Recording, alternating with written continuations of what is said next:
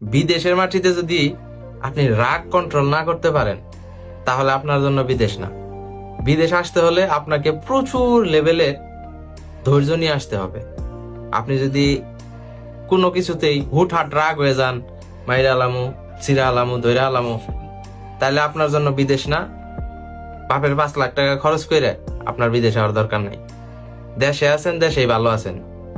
কারণ আপনি যদি ফোরম্যানের কথা, সুপারভাইজারের কথা, মুদিরের কথা যদি সহ্য করতে পারেন, বাঙালির কথা, রুমমেটের কথা, যেখানে কাজ করেন তার কথা, এক কথায় সবার কথা যদি সহ্য করতে পারেন, তাহলে আপনার জন্য বিদেশ। তাছাড়া আপনার জন্য বিদেশ না। এটা এরকম না মামুর বাড়ি না, সবাই আপনার মামুর বাড়ির মতো পাইগনার মতো আদর করব।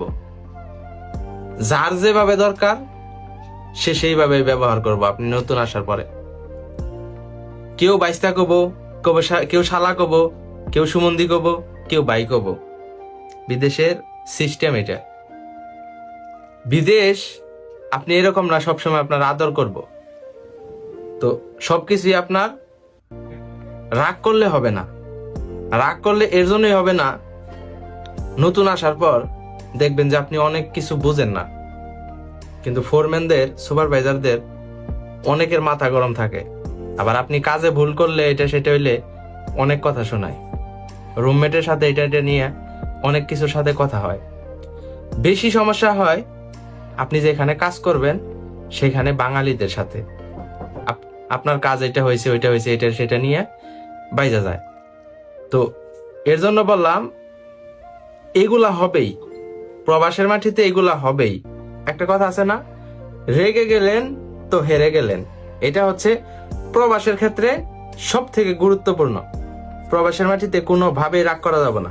কিসের জন্য করা যাবে না? আপনি যদি রাগ করেন, যদি ঝগড়া করেন, মারামারি করেন, যেখানে কাজ করবেন, দেখা যাব আপনার সাইড চেঞ্জ হয়ে যাবে।